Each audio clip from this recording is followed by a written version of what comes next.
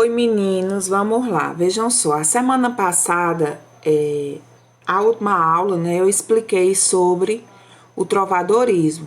Então, aqui nos terceiros anos, nós estamos fazendo uma revisão, né, passando sobre as escolas literárias. Então, dando continuidade, nós vamos ver a escola literária que ela vem depois do trovadorismo. Certo? Isso aqui nós vimos na semana passada. Quem não assistiu a aula, é bom ler o material. E aí nós vamos chegar na era medieval, o segundo período medieval, certo? Então, nesse período aqui, a escola literária que ela veio após o trovadorismo foi o humanismo. Essa escola literária, ela perdurou, ela viveu assim, né, sua história por 93 anos. Certo? Então, ela foi de 1434 a 1527, certo? Ela é uma escola literária que tem uma corrente filosófica e artística, e ela surgiu na Europa durante o século XV. Essa escola literária aqui, minha gente, o humanismo, ela representou um período de transição entre o trovadorismo e o classicismo na Idade Média durante o período na Idade Moderna, certo? A gente tem que começar pensando logo assim, para não esquecer. Então, quando a gente fala aqui, ó, humanismo, a palavra humanismo, ela vem do termo em latim humanus e, obviamente, vai significar o quê? Humanos. Então, como a própria palavra designa seu significado, essa escola literária ela vai, assim, valorizar muito a questão dos homens, do ser humano, certo? Por isso o nome é humanismo, originado do latim humanus, que significa ser humano. Então, nessa escola literária, nós vamos estudar aí várias concepções, ela abriga várias concepções.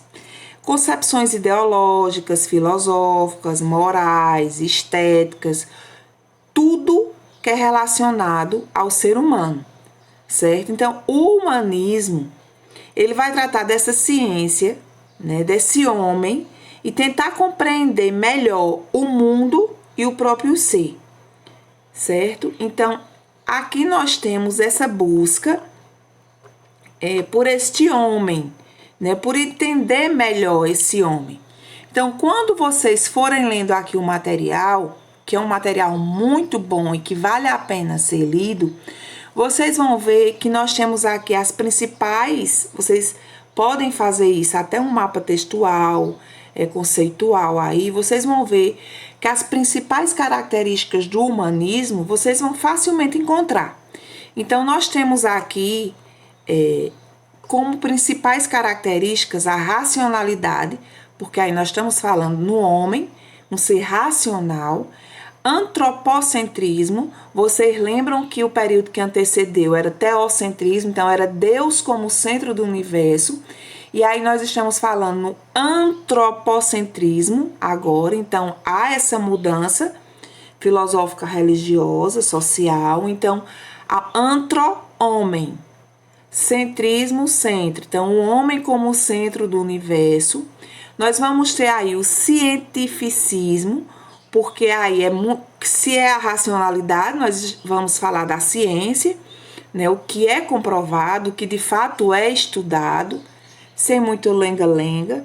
Valorização do corpo e das emoções, certo? Então, é o homem. Então, aquele ser racional, essa valorização deste corpo humano, deste ser humano, também tendo as suas emoções como um ponto de estudo, né? A busca da beleza e aí da perfeição também. Então, essas são as principais características do humanismo. A racionalidade, o antropocentrismo, o cientificismo, o modelo clássico, né? Porque aí era de sua origem, a valorização do corpo humano e das emoções e a busca da beleza e da perfeição, certo? Então, nós temos aqui, isso aqui é só para introduzir, para situar vocês. Então, nós temos aqui, ó, transição entre o mundo medieval e o moderno, E aí nós temos o aperfeiçoamento da imprensa como o principal marco, certo? Para a divulgação disso. Em termos de estrutura literária, o que era que se tinha? A poesia palaciana, a formal, muitos usos de figuras de linguagem, né? Já que não era tão assim liberado, não era tão fácil essa expressão, né? Diante de algumas questões que a sociedade ainda impedia.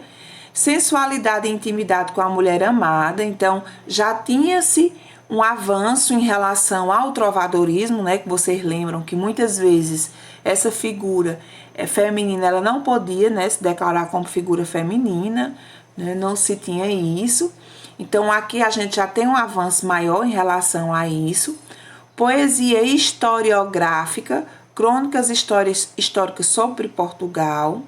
Fernão Lopes foi o primeiro a atribuir a importância do povo nas mudanças políticas e o teatro praticado fora da igreja, que antes era só na igreja.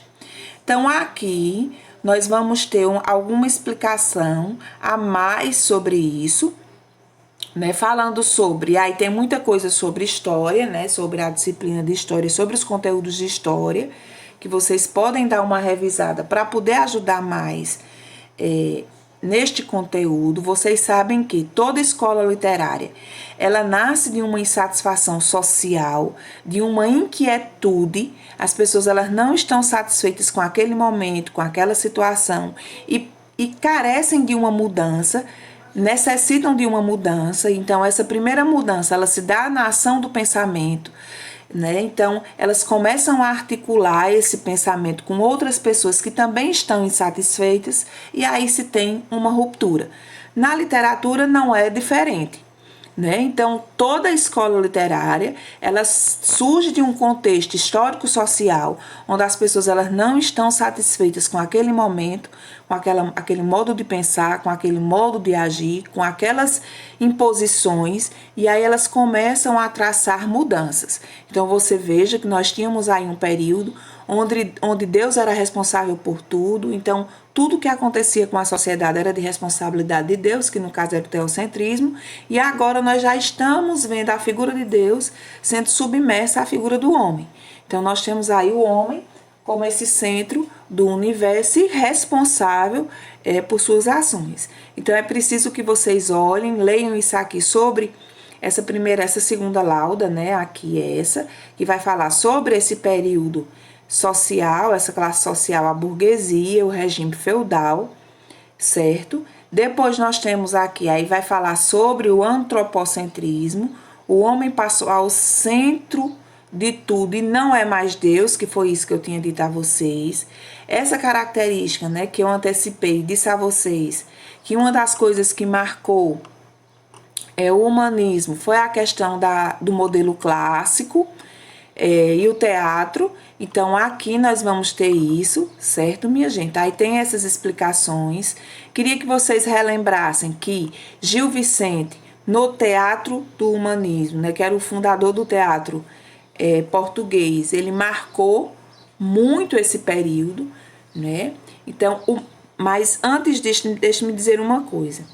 Esse humanismo literário de Portugal, ele teve a nomeação por Fernão Lopes, certo?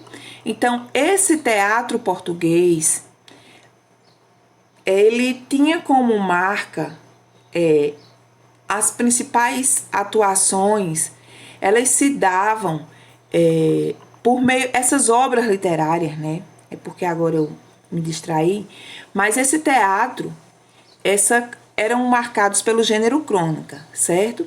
E esses gêneros, eles eram explorados considerando os autos e as farsas. Dos autos e das farsas mais conhecidos por vocês, e vocês vão relembrar, nós temos aí o Alto da Barca do Inferno.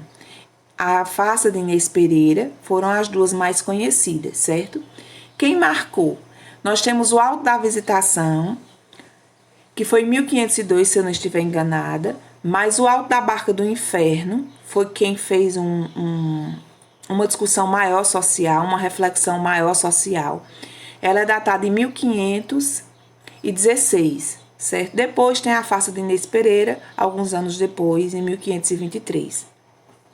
Então, Fernão Lopes, ele é o maior representante. Vocês viram que uma das marcas, né, que tinha ali acima, era a prosa historiográfica, humanista. Então, Fernão Lopes, ele produzia muita prosa que remetia a essas histórias. Então, eram crônicas. O que é uma prosa historiográfica? Então, eram textos, eram crônicas que falavam sobre pessoas que fizeram a história naquele lugar. Então, como nós estamos falando de Portugal ainda, nós temos a Crônica de El-Rei Dom Pedro I como exemplo, Crônica de El-Rei Dom Fernando, a Crônica de El-Rei Dom João. Então, Dom João I. Então, são crônicas historiográficas. Por quê? Então, são dados históricos, representações históricas de um período histórico que acaba virando documento, certo? Durante aquele período, a passagem daquelas pessoas, enfim. Então, nós temos aqui o Teatro de João Vicente, como sua maior marca aí nós temos o Alto da Barca do Inferno. Lá no canal vocês vão ver que eu faço uma reflexão sobre essa obra. E aí, quem de fato era digno de ir para o céu, quem de fato estava no inferno e deveria ficar, quem de fato eram os anjos, quem de fato eram os diabos, quais eram as características, o que era que uma pessoa deveria ter para alcançar o céu. Enfim, ele vai fazer uma reflexão sobre isso, né? Sobre esses valores. Então, valores humanos atribuídos à ação humana. Por quê? Porque nós estamos falando aí do antropocentrismo, esse homem como o centro de tudo, o centro do universo. Então, nada mais coerente do que avaliar as ações humanas, certo? As ações humanas. Então, nós temos aqui, ó, esse quadro, que eu achei ele muito bom.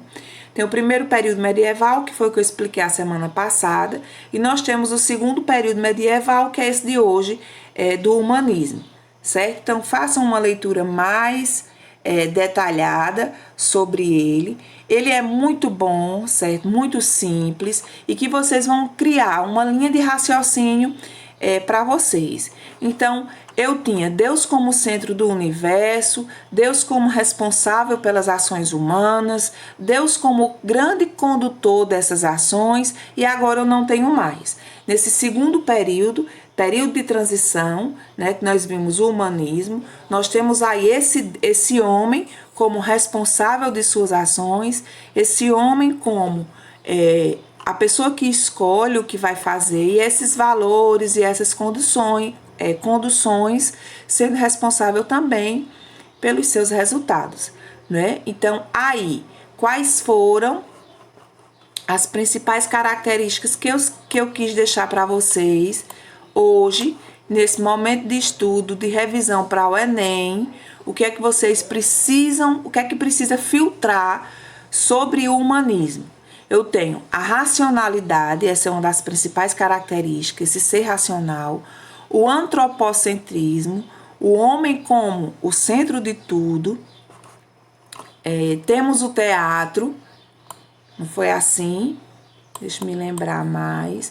Nós temos a racionalidade, o antropocentrismo, o cientificismo, porque nós vimos a ciência trabalhando, né, o valor da ciência, então é a razão, não é isso?